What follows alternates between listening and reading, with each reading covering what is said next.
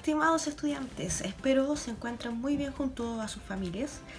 Hoy retomaremos nuestra videoclase y para empezar me gustaría que recordáramos un poco lo que vimos en el último video, el video antes de que comenzaran estas vacaciones medias extrañas.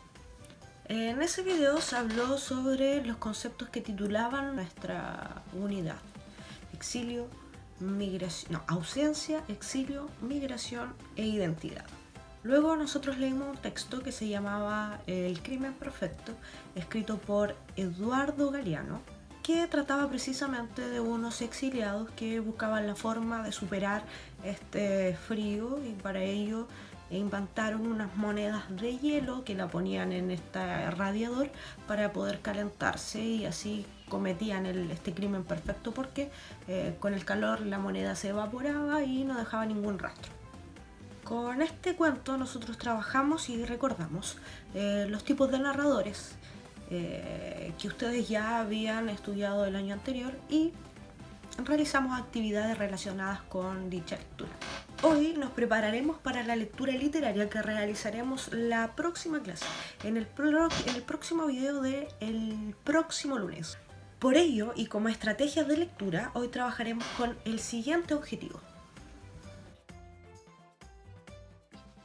leer y comprender textos no literarios para contextualizar lecturas literarias. Bueno, ¿por qué les decía como estrategia de lectura?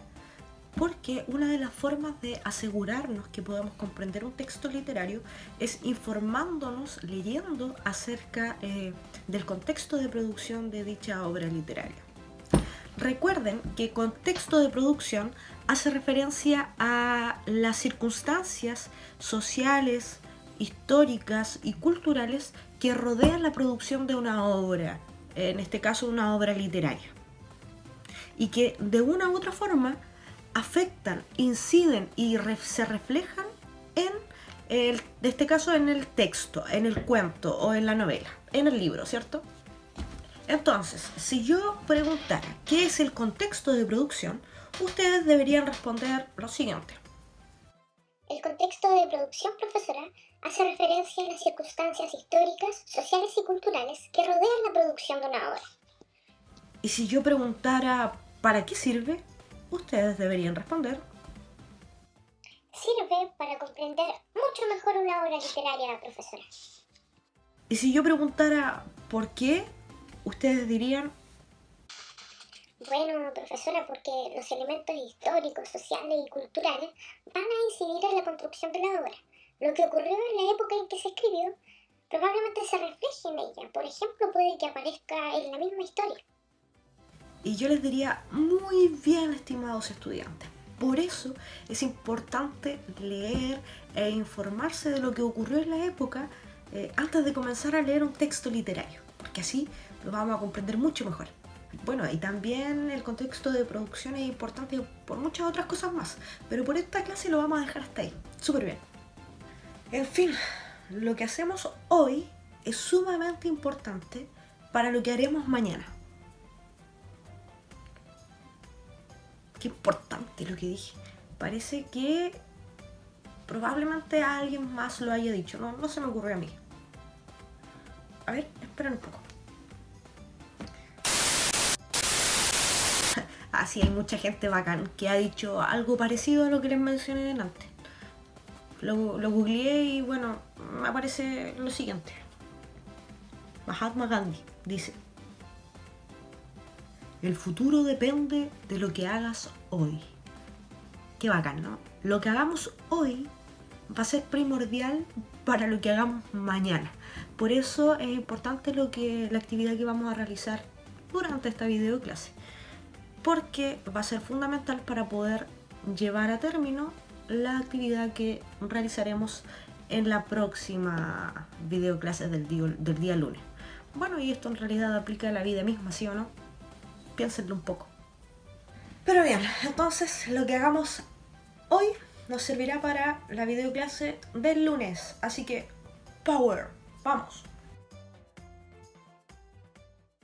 El 11 de septiembre de 1973 se produjo un profundo quiebre en la institucionalidad democrática de Chile cuando se puso fin anticipadamente al gobierno de Salvador Allende y comenzó un régimen autoritario que duró más de 17 años. Una de las consecuencias que muchos chilenos debieron sufrir durante ese periodo fue el exilio. No obstante, y a pesar de la lejanía, muchos exiliados siguieron preocupados del acontecer político nacional, buscando la forma de que los hechos de violencia ocurridos en el país fueran conocidos por el mundo. Uno de ellos fue el periodista y escritor José Miguel Varas, quien por largos años dejó testimonio mediante su trabajo periodístico y narrativo. La situación en el país se volvió muy difícil para aquellos que estaban en contra del régimen militar y muchos tuvieron que exiliarse en otros países por miedo a ser perseguidos, perder su libertad o su vida. Otros fueron obligados a dejar Chile luego que le quitaran la ciudadanía. No se ha podido calcular con certeza cuánta gente tuvo que irse del país. Las cifras van desde 500.000 a casi 1 millón de personas. Muchos exiliados volvieron a fines de los años 80 y a comienzos de los 90 con el retorno de la democracia, pero otros se quedaron para siempre en el país que los acogió. ¿A qué países se fueron? Los chilenos que partieron se establecieron principalmente en Argentina, Cuba, Alemania, Suecia, Estados Unidos, Francia y España. En estos países encontraron asilo y posibilidades de rehacer sus vidas. Un cambio de ley. A partir de 1973 se crea una nueva política de migraciones y en 1975 se establece el Decreto Ley 1094. Este decreto busca controlar el ingreso y residencia de extranjeros en el país, pues el régimen quiere evitar que lleguen personas que puedan cuestionar la dictadura militar. De esta manera, el Estado puede decidir quién entra al país y bajo qué condiciones. Esta política y la crisis económica de la época se ven reflejadas en el censo de 1982, que indica que durante esos años menos del 1% de la población correspondía a extranjeros.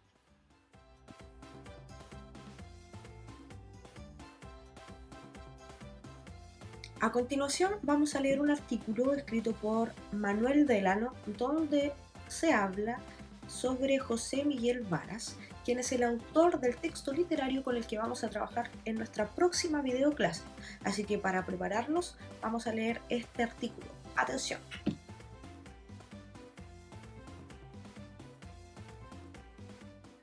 Moscú fue la capital de la Unión de Repúblicas Socialistas Soviéticas que agrupó a 15 repúblicas bajo el dominio de un partido único, el Partido Comunista. En la imagen, una vista aérea de la Plaza Roja de Moscú. Vocabulario presente en el texto. Derrocar, destituir, deponer. Calar, conocer las cualidades o intenciones de alguien. José Miguel Varas, el escritor que combatió a Pinochet desde las ondas. La voz del mejor cuentista chileno se emitió durante 14 años desde Radio Moscú, por Manuel Delano. El martes 2 de septiembre de 1973, el periodista y locutor chileno José Miguel Varas Morel, uno de los escritores más talentosos de su generación, que entonces era director de prensa de la televisión estatal, se enteró de madrugada que los militares habían ocupado Valparaíso, dando comienzo al golpe que ese día iba a derrocar al presidente socialista Salvador Allende. Cerca de las 7 horas llamó a su amigo Pablo Neruda, con quien se iba a reunir en su residencia de Isla Negra para llevarle los primeros 20 ejemplares de su último libro. Le explicó que no podría ir ese martes, porque parecía muy difícil llegar. Tal vez más tarde, dijo Varas. Tal vez nunca, replicó Neruda. El poeta y premio Nobel de Literatura tuvo razón, contó Varas a este corresponsal. Neruda falleció a los pocos días del golpe militar, el 23 de septiembre, y aunque Varas escribió libros y crónicas sobre su amigo, una nueva coincidencia los reunió otra vez. Su propia muerte, hace pocas semanas, fue también un 23 de septiembre a los 83 años, de un infarto en su cama mientras descansaba de la redacción de sus memorias. Considerado el mejor cuentista chileno de las últimas décadas, incursionó en la novela, la crónica y en el periodismo desde la prensa escrita, radio y televisión, plasmando en su obra la realidad social chilena. Dotado de una pluma precisa y rica, calaba a sus personajes y retrataba las atmósferas con pinceladas rápidas e imágenes certeras. Nos detenemos aquí y aplicamos estrategias durante la lectura haciéndonos la siguiente pregunta. ¿Qué información nueva sobre José Miguel Varas aporta este párrafo? Lo que aparece en las dos primeras líneas de este párrafo en el cual estamos trabajando, es decir, que era uno de los escritores más talentosos y que ha incursionado en el periodismo y todo eso, aparece mencionado de una u otra forma en el primer párrafo del texto, así que no sería como una información nueva. Sin embargo, en la línea 3 dice algo muy importante y ahí estaría nuestra respuesta porque hace referencia a que en su amplia obra plasmaba la realidad social chilena. Esa es la información nueva que se da de este autor en este párrafo específico. Seguimos con nuestra lectura. El segundo párrafo que aparece ahí en pantalla. Empezó a escribir desde muy joven, cuando como alumno de enseñanza media relataba anécdotas en el diario mural de su liceo. A los 18 años publicó su primer libro, Cahuen, un chilenismo que significa chisme, en el que trazó un fresco de esos años. Interrumpió sus estudios de Derecho para dedicarse al periodismo, la literatura y la actividad política desde las filas comunistas. Llegó a ser director del diario del Partido Comunista, El Siglo. Después del golpe de 1973, partió al exilio. Instalado en Moscú, fue el alma del programa Escucha Chile entre 1974 y 1988, que transmitía Radio Moscú a las 20 horas. El programa denunciaba los abusos de la dictadura de Pinochet, obtenía con frecuencia información exclusiva de Chile y rompía la censura. Oír la transmisión en esos años era motivo más que suficiente para ser detenido. Su voz fue una de las más conocidas del país. A continuación, te invito a que abras tu libro en la página 132 y realices las actividades asociadas a la lectura que acabamos de hacer. Recuerda que estas actividades las debes hacer en tu cuaderno ordenadamente. Luego tomar una foto y enviarla al correo que aparece en la descripción de este video. Eso es todo, estimados estudiantes. Que estén bien. Cuídense. Adiosito.